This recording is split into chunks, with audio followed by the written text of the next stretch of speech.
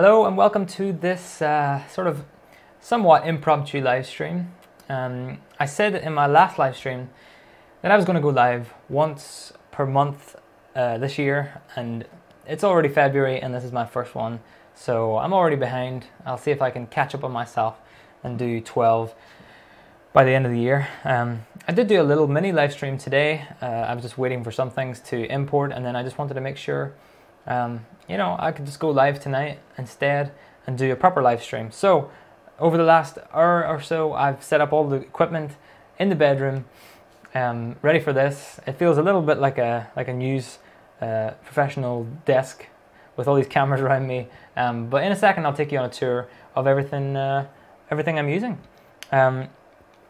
Just let me know in the comments or in the live stream chat if you are seeing things, everything's working okay. I do hope so. Like I say, I was kind of quickly putting these things together today just to get them working before this live stream went. I planned this about 5 hours ago. I've been setting up for the last 2 hours, and I still managed to somehow just about get ready on time. So yeah, so I'm hoping that you can hear me and you can see me, and if you can't, then I'm sure you will let me know. But let's just first of all take a little look around. So today we're using 3 cameras altogether, and then a source from my laptop. So camera 1 you're looking at right now, that's the XA11. It's the latest camera in my sort of equipment list, and I just bought it about a month ago, and it seems to be working okay so far. So I'll keep you updated on that, and hopefully I'll do a big video about it at some point. It has its pros and it has a few things that I'm not loving so far, so we'll see how it goes. So that's my main camera right now. Then for my wide camera, hello, I've set up this camera over in the corner here. Elmar says audio and video is fine. Excellent, that's good to hear. That means that I don't have to start over again. So thanks for letting me know about that. So camera number 2 is the which one did I put over there? Oh yeah, the HF G25. That's a Canon as well, and it's sort of the wide shot of the day, the super wide shot. You can see there, I'm just looking at my little monitor. You can see there an absolute mess of a room. My main camera is just right in front of me there. You can see I've got another camera just over to the side here. I've got, what else do I have? I have a little, a fill or key light over here, just doing most of the work. I did a lot of messing around with that to get it right, but for now it'll do the job. This is a white room, so the light's just bouncing every direction. So a lot of my time wasted setting up for this was just messing around with lighting and stuff. But for now that'll do fine. And then over here I just have a little small like fill light. I've just remembered that I was going to set up a third light at the back just to get a little bit of hair light, but I've just remembered that I didn't actually get around to doing that. I think it's just sitting outside the room. I just didn't bring it in. My time ran out. Hello, just getting a few comments in, which is excellent. Thank you so much. 21 seconds of latency for Germany. That's interesting. How did you find that out? I guess maybe that was the I don't know. Let me know how you find that out. And then hello from Kuwait, and super good audio and video quality. That's excellent to hear. So let's keep on going with the equipment, and we'll get back to everything I'm using. So camera 1 you've seen, that's that one. Camera 2 you've seen, that's that one over there. Camera 3 I'm experimenting with today. It is a camera over my shoulder, which is the XA10, and it is also mounted on a PTZ head from Multicamzilla, which is cool. And I can use, not only am I using this controller here to cut between the show, so if I show you that and I press this button up here, I'm cutting between the cameras. You can just about see that. But I can also use this to control this camera because it's on a PTZ head. So I can just zoom in and reframe the shot over here. And then you can see the side of my face there, but you can also see the gear that I'm using You may notice, the keen-eyed amongst you will notice that this is not my 2018 live streaming flight case setup, but it is the same gear in a different case.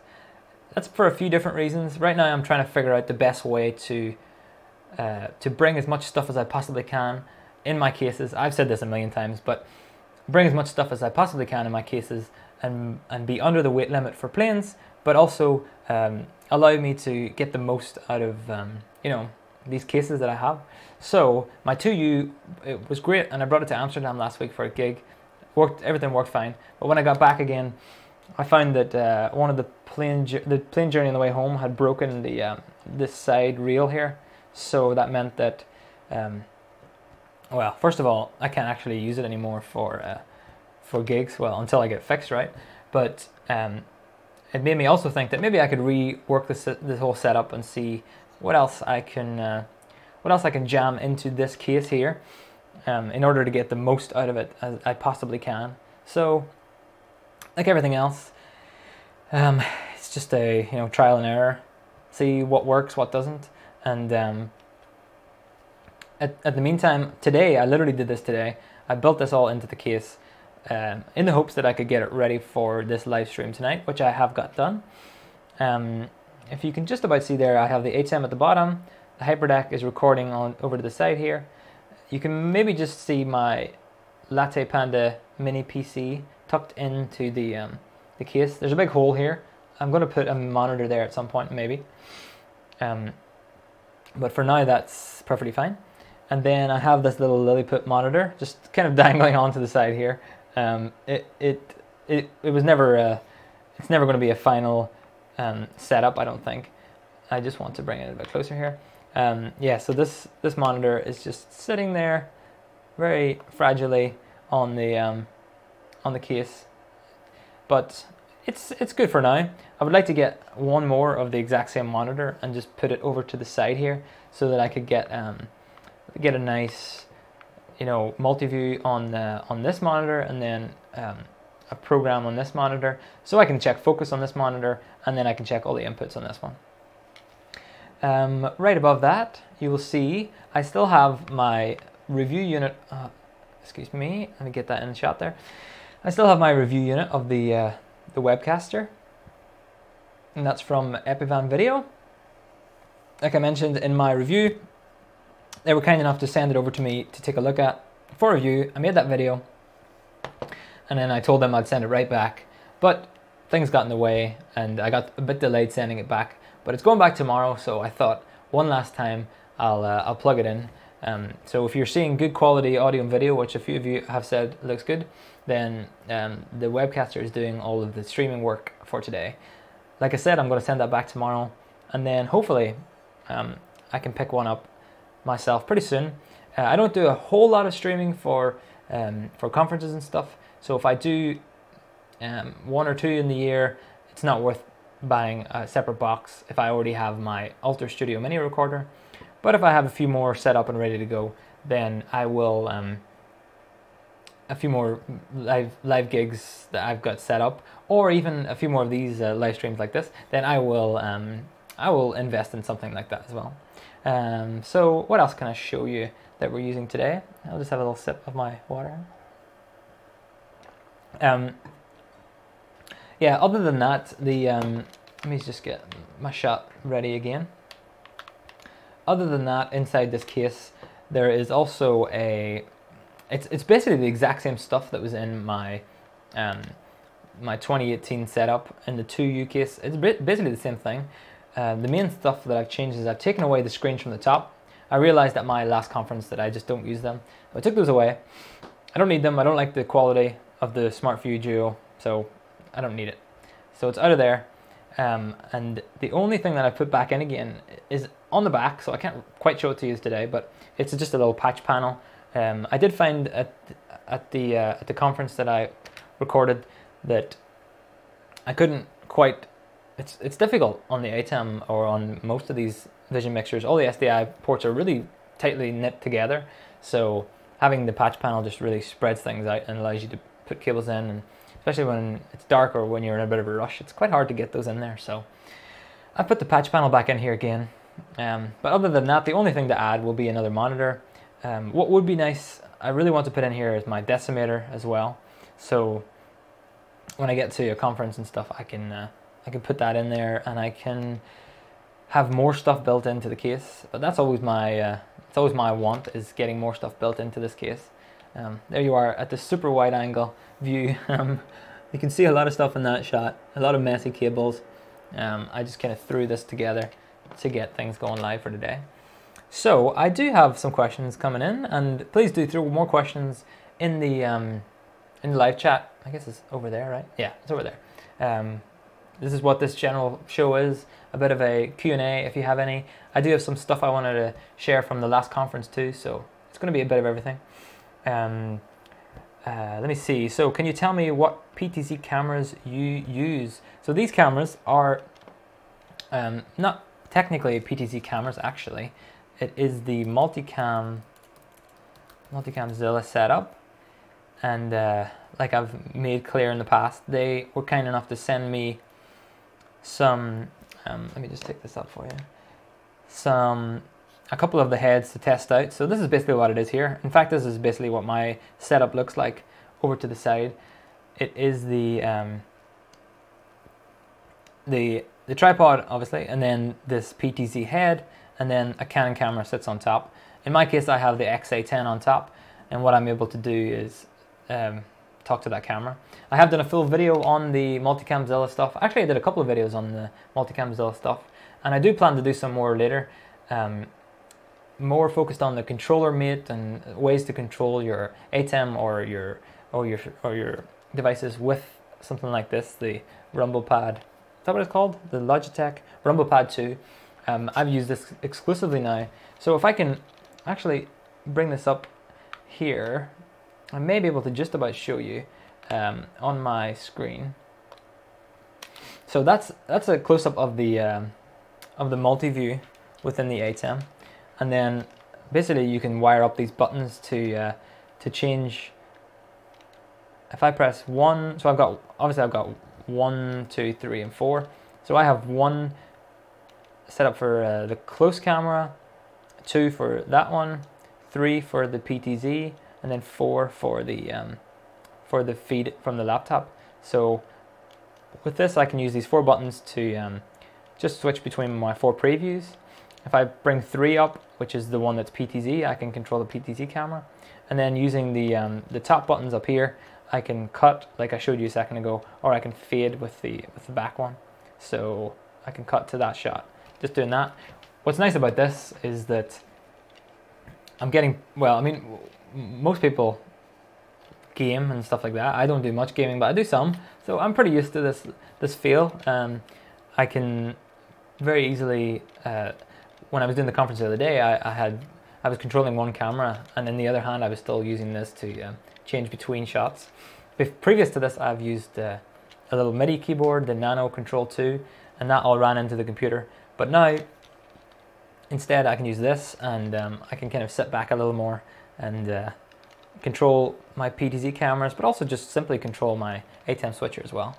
I do have a video on, like I said, the Multicam Zilla, and it talks about this, but I think in the future I will make an exclusive video about how this works with your ATEM, and I'm still trying to figure out some stuff on how to make it simpler and less steps, because it can get pretty, not complicated, but it can mean that you have to run a few pieces of software to make it work, and I want as much as possible to bring that right down to 1 or 2 pieces of software. Whenever you have to go through 3 or 4, it's not difficult, it's not any work on the computer really, but it's just like a barrier for entry for people, and they'll automatically just switch off and decide not to do it.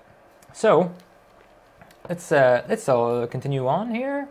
Hello to Chris from Maryland in the USA. It's good to catch me live. Oh, that's great. Thank you for tuning in live. Let's see. Aaron says, when you were getting ready for questions, you mentioned wanting to bring your cameras into your ATEM at 1080p 25. Why do you want to bring them all in at that rather than converting the output? I have thought a lot about that. literally the last few days and week since I went to the conference. So just as a bit of a backtrack, my ATEM is set up for 1080p 25, and I need my cameras all to be 1080p 25. So, but the Canon cameras, they only output either 1080i 50 or 1080p 50. The ones I have in this case, they only output either of those. So what I am forced to do now, well, not forced to do, but what I've chosen to do now is instead of just putting a HDMI to SDI converter at each camera, what I do now is I have a Atomos scaler at each camera, which definitely brings up the overall price for a camera, because if I buy a new camera, I kind of have to get a scaler as well, and that brings up the price by, you know, 200, 300 pounds, whatever that costs internationally. So it's a bit of a price to pay every time I want to add a new camera. So the reason I went, excuse me, the reason I went that way was because it made sense at the time. Instead of having the HDMI to SDI converters at each camera and then scaling it later, I just thought it made sense to scale it at the camera level. Since then, I have thought a lot about, instead of doing that, I could bring all my cameras into the ATEM switcher at 1080i 50. And then, I've been talking a lot already. I could bring all my cameras into the ATEM switcher at 1080i 50, and then when they get in here, I could bring them out of the switcher still 1080i 50, and then before they go into the recorder or any recording devices, I could then convert that to 1080p 25, 1080i 50, and that is definitely a good solution for doing this thing. So what that means is I would now need a converter in this box everywhere I go, which is fine. One converter is fine. But then I was thinking, my converters that I own, they're all HDMI to SDI converters. So what I need to do then is bring the ATEM's SDI out, then turn that into HDMI, then turn that into 1080p 25, then bring that into the HyperDeck. Or I could buy another scaler and use that instead. So like I said, I'm still thinking this through. I've spent the last week going through it in my mind. I have a notebook in there that I've jotted down like all of the wireframes. This cable goes here, into this scaler, onto that one. So I have been putting this through its paces and trying to figure out what the best way to do it is. I haven't got there yet, but it is a good thought, Aaron. So thanks for bringing it up. I am still trying to think the best way, because I could go that way, and that means that I could bring all those boxes in here, and I could just get a little rack shelf somewhere in the middle, and then put the scaler in there instead, or the converter in there, and that would be great. I just need to figure out the final little pieces of the puzzle, which are where I want to convert, and what I should convert and how, and then I'll also have to not only bring those in there, but I'll also have to now bring HDMI to SDI converters again for my cameras, and it all comes down to weight again. So figured it out, but good point. Let's head on. Question: how do you go about streaming on the go in regards to having no Wi-Fi? That is a good question. There are a few options. I personally have, whenever I'm streaming, I've always found that I've had the hardwired option, so I'm pretty lucky that way. But you can use some devices that will let you connect to like cellular networks. People are going pretty crazy at the minute about LiveView as a setup. To me, it seems like a pretty expensive way to go live whenever you're out and about and connecting to cellular. So it might be outside of your budget. It certainly is outside of what I want to spend on that kind of stuff. What you can do in other cases is you could get like a TeraDeck Pro, Video Pro. They also let you go on cellular. There's a bunch of other options like that. I believe that you can also use a couple of cellular networks, and through your laptop you can bond them together and use that as a hotspot. I'm not 100% sure about that, but there's a few ways of either going with a single cellular option or multiple bonded together. But if you don't have wired internet or wireless Wi-Fi internet, then your experience will definitely vary a lot, and it's a difficult decision to make, to actually go live whenever you're out somewhere in who knows what kind of circumstances. So I know that didn't really answer the question much, but I don't like to give too much advice whenever I personally haven't tried it out. And in this case, going wireless over cellular with no Wi-Fi, then it's something I haven't tried as much, and I don't like to give too much input or direction whenever I haven't got the devices, tested them out and seen if they worked. So sorry I couldn't be a little more helpful on that one. Next, Anton said, hello from the Bahamas, great episode. Hopefully you mean this episode so far, and in that case I will take that compliment. Thank you so much. Again, any more questions, feel free to fire them into the live chat along the way, and I do appreciate you tuning in live and taking your Thursday morning / evening / night, whatever time of day it is, and coming here and watching me chat about this kind of gear.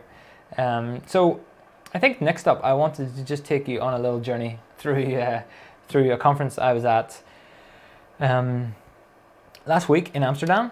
A friend of mine, someone who's become a friend of mine now, Bart, he asked me to come along and record the second track of a conference. So he was doing the main track and I was doing the second track, which I really liked. It was great for me to not be like the main go-to person hired to do the job, but instead I was kind of doing some extra work in a different room. So it definitely took a lot of the usual sort of stress of the job out of the way from me, which I liked a lot. But I want to just take you through a few photos. I didn't actually ask him if I could show these photos of him, but I think he'll be okay with it. So this is the first one.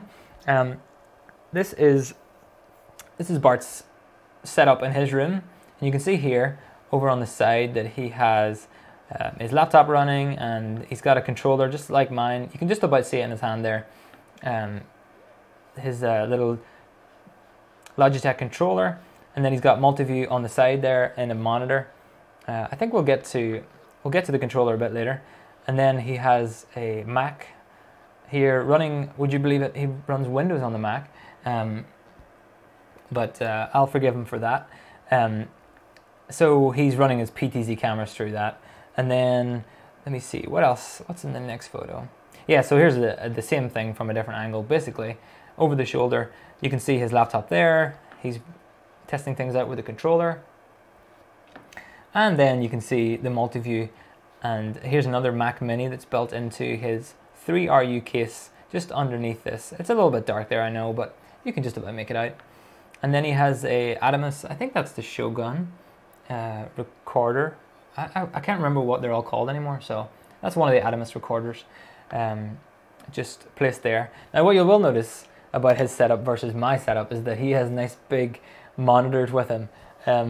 He lives, I think he said, about a half-hour drive away from the venue in Amsterdam, so he was fine. He could just jump in the car, pack all the stuff in there, and just bring it all with him. But there's no way that I would be able to bring all that stuff with me to a conference. Yeah, you can see the much smaller setup that I have here. This is the 4U as well, so I brought a case that was much smaller than that.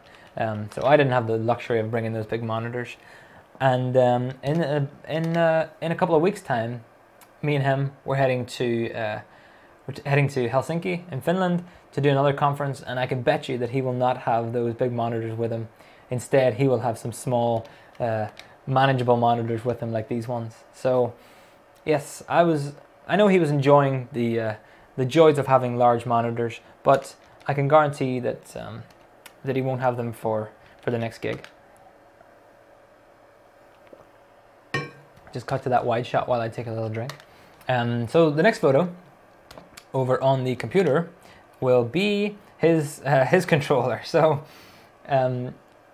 it's a little more, you know, what's the word, DIY than the one that I'm using, and I like it. I like it a lot. You can see here that it's a prototype, so give him some leeway here. But he's very carefully glued on a bunch of buttons to the controller, and like I say, it's a work in progress. And hopefully in the future, actually, which would be pretty cool, is if we're at a conference together and I can drag him onto the live stream or something like that, or even just to a show and tell episode, and he can talk us through what he uses. I know he's still prototyping, he's still building, he's still fixing, so things are not quite where he would like them to be at yet. In fact, I'm not even sure he's ready for the world to know about these, but that's okay. He'll make it better, I'm sure.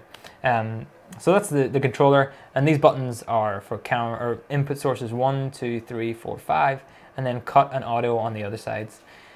But we'll come back to that another day. Here's the room for this is the main track room. There's not really much to show here other than he had a few cameras up at the front as well. And then we'll head over to my room. You can see there that it's a little bit brighter in this room. That's because the lights had to be kept on just for some building reasons. So it's a bit brighter in there, not quite as moody as the other room, which is a bit more, I would say, a bit more conferencey, a bit more, yeah, moody is probably the best word. But there is my room, lots of bright lights in the background, and then you can see my now obsolete. No, it's not really obsolete, but now my older 2U design. Again, I'm not saying it's not older. It's just because it broke on the way back from Amsterdam. I've just had to rebuild everything into this one because I'm going on a conference in a few weeks' time, and I don't know if I'll have a new one in time. So I've just built it into this 4U for now. But that is the 2U. It actually worked really well. This is the first proper gig that it came out on. I had the screens on top, and then these other screens on the side. I think I show them again in a second, but I had the setup like that, and these screens, you can just about see on the side here. I have my other screens. Actually, you know what? I'll come back to that in a second because I do think I have a close-up of those. Here I'm just showing my Logitech controller, and it's controlling the show just like it's controlling the show today, and controlling that camera. If I can zoom in, there we go. So the Logitech is worked out really well for me. So you can see there in that shot that it's just I'm just having a little bit of fun playing around while I take a few photos. But I used it for the whole conference. It worked out really well. I just mostly got to sit back and just edit live. Most of the speakers in my room, they were standing in the same place, so I didn't have to move the camera much. I just got to sit there and just edit the show as it went along. So that was nice. And then next, yeah. So here, this is what I wanted. This is what a big goal of mine was from previous conferences. Whenever I used to go out with all the big case and lots of cables going every direction, this is what I strived for, which was just a really simple, neat, tidy, and somewhat pro-looking setup. I mean, obviously everything can be made better and everything can improve in the future, but this is the lightest and smallest setup I have built so far, which really enjoyed. Laptop over here on the side, and in that laptop is connected the Logitech controller and the Wi-Fi wireless sender for the PTZ cameras. Then I have my whole 2U setup down here, headphones, yeah, the controller, SD card holder, and then over here, this is what I want to talk about kind of mainly, which is one of the main things I learned about the whole setup in general, is that I did put those screens on top. I screwed them on top in the first place because I thought that it made sense to bring these two monitors with me. They were a nice size. The SmartView Duo was made for this kind of environment, I would have thought. But when I got down to it, when I got down to the conference, I just found that I never really looked at these monitors. Here you see I have the multi-view and I have the program over on this side. And then I have over here on this little monitor, I have the multi-view again and the program again. Like I said before, I was just mostly testing out this setup just to make sure I was 100% happy with it. And what I found was that I never actually looked at these screens very much at all. I find that I looked at the multi-view here much more often and the program here much more often. And those are based on a few things, but the main thing is that the screen quality on the SmartView Duo is just simply not good enough. I would love to see the exact same screen or the exact same, you know, housing with better screens in there. In fact, I would love to be able to just modify these screens, rip out the LCD panels and put in new ones. That would be the best way to do it, I think, because I love the SDI, I love the you know, the housing, the size is right, 3U's, the screen size is great, the rack mountability of it, if that's a word, is perfect, but the screen quality, I think it's like 480p or something like that, maybe more than that, but it's definitely not anywhere near good enough. So I found that I was looking at the multi-view over here and the program down here on my video assist almost all the time.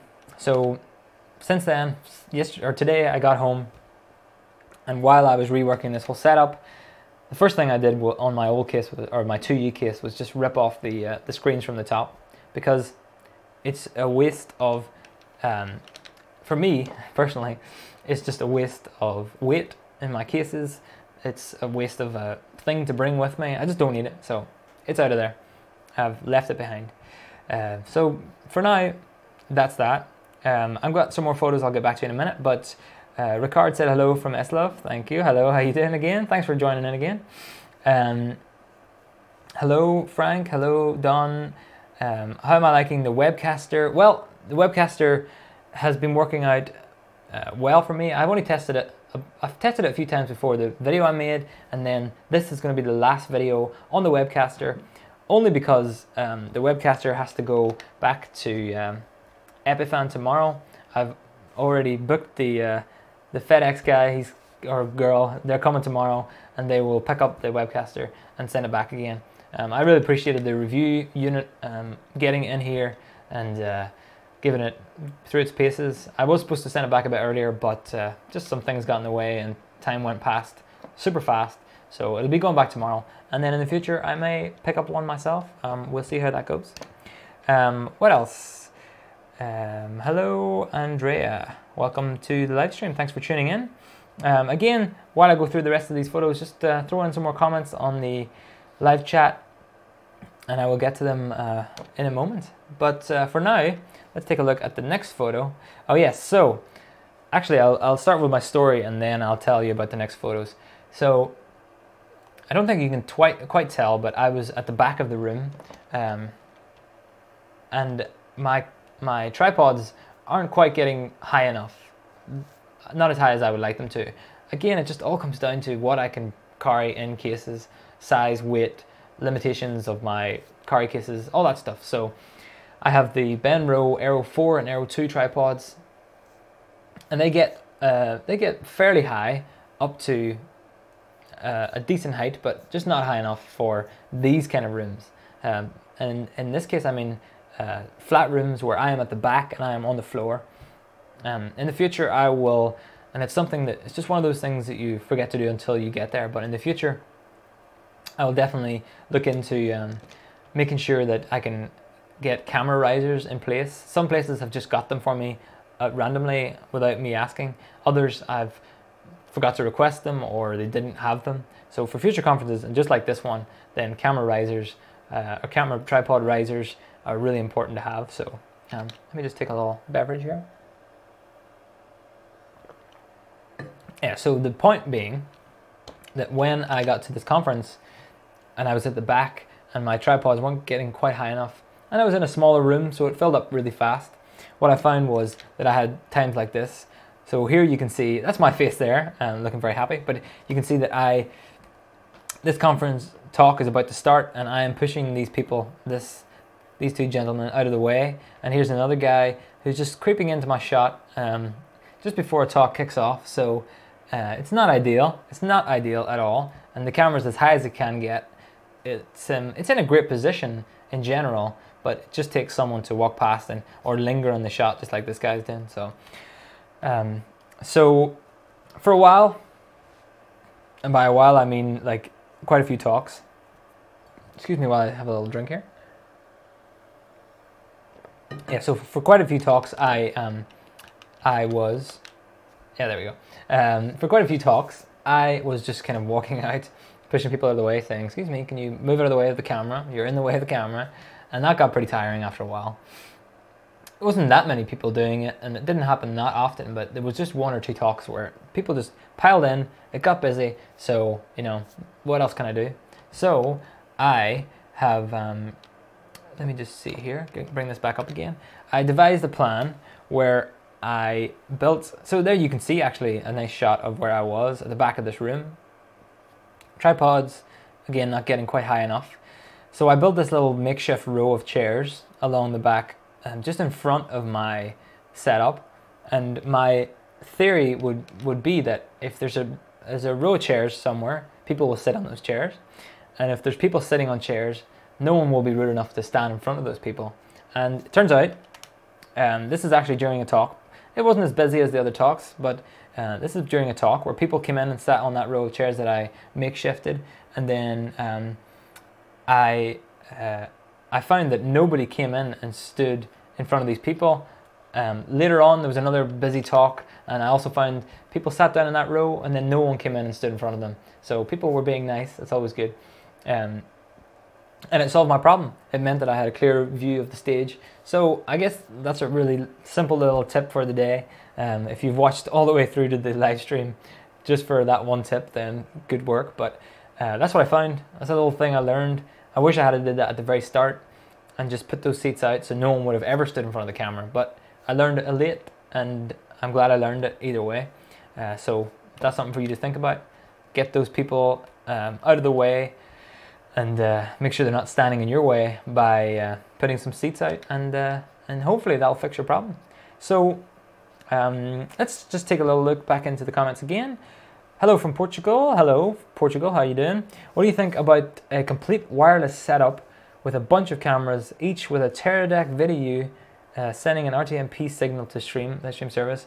Will I have lag? Oh, I'm going to answer your last question first. Will I have lag? My answer is almost certainly yes. You will have lag, but the extent of that lag is something I could not tell you without having tested it myself. So yes, you'll have lag, but I don't know how much. What do I think about a completely wireless setup? That's a pretty interesting thing to do. If you have the budget to do that, that's good going, because the Teradek videos are not the cheapest things on the market. You may find that if you're already spending plenty of money, then then maybe something like the bolts, I believe they're called, or is it the cubes? One of the two. Teradek makes a few other devices, so maybe you want to find pushing into that instead, because those are built with this kind of work in mind, point-to-point live streaming. Whereas if you use the videos and then oh, I guess actually, let me stop myself for a second. What you want to do is an RTMP signal to a stream of each of those cameras. Does that mean that people can choose which angle they want? In that case, then that would be a good idea. But I would imagine that all the videos would have the same amount of lag, which is helpful for you if someone does switch between two of these. But if they all were out of sync with each other and people were switching between them, then that might get pretty confusing. So maybe you can tell me some more about that, or you can ask me afterwards. Although I haven't really had a chance to mess with the Teradek video. I'm losing my words here. I haven't had a chance to play with the Teradek video. Maybe someday. So I wouldn't really know if it, if it works out that well in this use case. Mark, hi. How you doing? You're from Sweden as well. Excellent. That makes 3 of us on the chat that live here. Have you tried out Casper CG for graphics, or does the Latte Panda setup work well enough for you? Casper CG is something that I have not really properly had a go at. To the best of my knowledge, you need a PC to run the server part of it. Is that right? And then you can run the client on Mac or PC or Windows. So I found that I've hit a brick very fast because I didn't have a decent PC to run it on. The only PC I have, like you mentioned there, is my Latte Panda. So, and I don't know if it would run it that well. I've never tested it. Maybe it would. Casper CG, that is. So I just never really bothered trying that. But I've also found that for graphics, I don't really do that much stuff that's graphics. The only thing really I do is this little, let me fade to that little live stream starting thing that I actually had up at the start before I went live. So that's really the only graphics thing I do. And for something simple like that, I could just use an image really, to be honest. But I talked about in that video a few weeks ago about, or was it last week? I guess it was last week, about how I use that. So my graphics are very minimal. I don't need a dedicated piece of software. I don't think, for now, I don't think I need that. So if you're doing things like I'm doing, which is a simple thing like that, maybe a countdown timer, maybe a schedule, maybe simple graphics that could run on a mini PC, then maybe you could stick with something like a Latte Panda or some other mini PC. You don't have to use the Latte Panda. It's there, that's why I'm looking there. Hi there, David, how are you doing? Alex says, do you do much PIP, picture-in-picture? And if so, do you use macros? I saw something in your Media Player 1 for your end screen. I was wondering how you play that back. Ooh, you were looking at my Media Player 1. Oh yeah, okay. I think that was in one of my videos recently. So that's something that I'm going to come to in a future video. But if for anybody else who wants to know what I'm talking about, oh wait, okay, why am I doing it like that? I have an image in here, and if I just show you that right now, you'll see that it's basically a picture-in-picture view. It's a work in progress right now, but what you'll basically imagine is the picture in the background that's blurred out is whatever I want it to be. In this case, it's a picture of me. Then there's a logo. Then there's a big black box, which is what will be filled up with the presentation of a speaker, and then the small black box to the right-hand side that would be used as a close-up of the speaker. So this is my picture-in-picture. Now for this picture-in-picture, I don't have the capabilities in my ATEM to do that. I would need at least, I think I would need at least a 2 ME ATEM to make it look that way. Because what you're doing here is you have 3 shots really. The background image, you have another shot that's scaled and that's positioned and scaled over to the left in that big black box, and then you have another third one which is really scaled down to the right hand side. So my ATEM Television Studio HD does not have the capabilities of doing that. It could do a version of that, but it cannot do that. So I don't do much picture-in-picture right now because I don't really want to do that one little square in the bottom over top of the behind image. So I don't do much, but when I get this working, I will do more. And in order to get that working, I'm actually using the Decimator MD Quad. No, something like that. Decimator Quad. What's that called? Yeah, it's called the MD Quad, I guess. No, Demon Quad. It's called something like that. Let's see if I can find it on their website before I give up the search. Let's see, products, multi-viewers, Demon Quad. Yeah, okay, that's it there.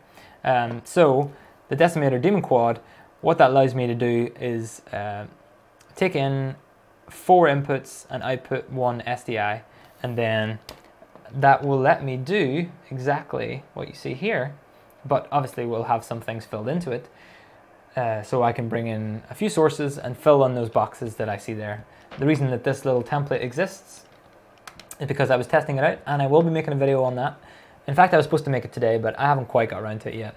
So, so in the future, you will see a video on how to use that. I know that is an extra expense and it is an external device, but I think if you weigh up the options of buying a really expensive switcher, and in my case, I only need to do picture-in-picture very rarely. There's a very odd set of my customers that want like picture-in-picture, like I've shown in those examples. So for me, I can just bring this Demon Quad whenever I want to do those picture-in-picture, and then otherwise I just leave that at home and I don't have to use it. But there'll be a video in the future. Well, that was such a long way of saying that there will be a video in the future about how I do picture-in-picture. Okay, everybody take a deep breath. I'll take some water. And let's now continue to the next question. I hope I answered that question. Yeah, I think so. And you also asked about macros to do picture-in-picture.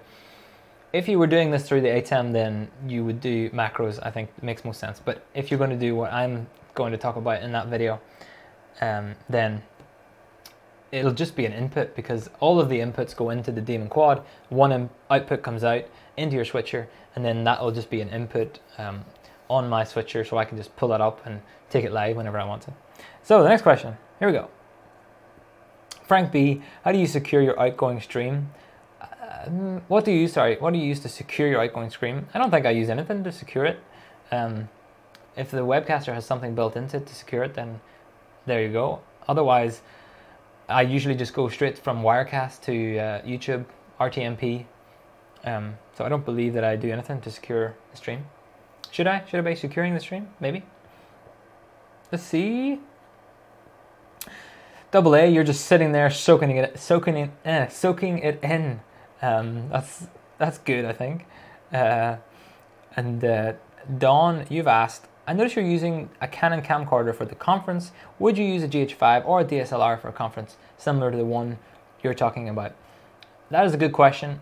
I did a little mini stream today and I answered something similar to that, but basically the reason that I don't want to use GH5s or even GH4s, because you could pick up a bunch of those for a good price at the minute, and they've been used for conferences and stuff. But what I don't want to use them, the reason I don't want to use things like that is just lenses, really.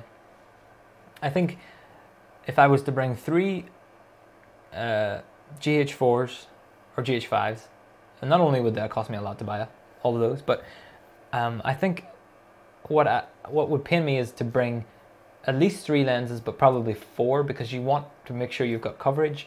When you go to a certain venue, you don't know if you're going to need 100 to 180, I don't know, zooms or ranges these days on lenses, but you just don't really know until you get to a venue what lenses you'll need. The good thing about the camcorders is they've got big old lenses on them. The 20 times zoom on the newest one I've got, it'll cover me for most of the venues I'll ever work in, unless I get in a pretty big place. But the GH4s, I would, in theory, love to do like that kind of stuff. I think I would love how it looked, but I just don't know if I want to bring the extra lenses. You'd need at least like 100mm or more to get a nice tight shot of a speaker, and then factor in the light that you need to gather as well. Maybe with those lenses you need to be pretty tight on focus too. The camcorders are a little more forgiving when it comes to what's in focus and what isn't. So I think that for my setup, where I'm just doing this all by myself and I don't really want to have to think about bringing too many lenses or making sure I'm like right within focus, it just doesn't make any sense for me. But I would love to do that kind of look. I like the DSLR shallow depth of fieldy kind of look, and I think it would look great for conferences, and I think you would have a really good niche as well, because people would see your content and be really would really like the look of it, I think. But I just don't think I can bring those all with me. Let's see, who else do we have here? Let's just go make things a little more interesting and go over there while I read something. Yes, okay. So the next question, Casper CG. Mark says Casper CG is very powerful. Probably not what you need right now. Yeah, that's what I was thinking. Because, and you're very close to having it working on Linux with performance working well. Yeah, that would be cool to see. If the time comes where I need like a Casper CG-ish kind of application, then I think I will definitely. I would probably use Casper CG for graphics and stuff. I think it makes perfect sense to use that. I just don't think that for right now it's something that I really need to do. You know? Let's see what else we have here. And Mark, you also said we're fixing it to work better with HTML templates, which is what do you think? Oh yeah, okay, that's cool. When you say we're fixing it, does that mean you're working on it, Mark, or do you like officially, or are you just helping out? Let me know about that. But yeah, that's the kind of thing I thought was cool, just using Chrome instead and using HTML. And I have some knowledge of HTML, JavaScript, so I can piece that stuff together. But if I go beyond that into other programming languages or who knows what else, then I just kind of fall out and don't understand anything. And yes, I live in Scania as well. And Alright Media, you said you just subscribed a month ago and you've got a lot of gold on this channel. That's great. I hope that you are spending the rest of the night maybe watching the old videos and let me know of your comments along the way, because I'll appreciate them and I'll answer comments along the way. And Power Jams DJs says, hello all, thank you for joining in. Again, if you got any more questions, fire them into the live chat, and then I can get to them before I wrap things up for the day. It's getting pretty late, and I think I need to clear some stuff out of the way before I call it a night in this room. I do want to sleep over there, and I don't want to sleep with all this stuff just sitting beside me, because I don't want that. So I'll probably wrap it up soon. But otherwise, if you have any more questions, just let me know.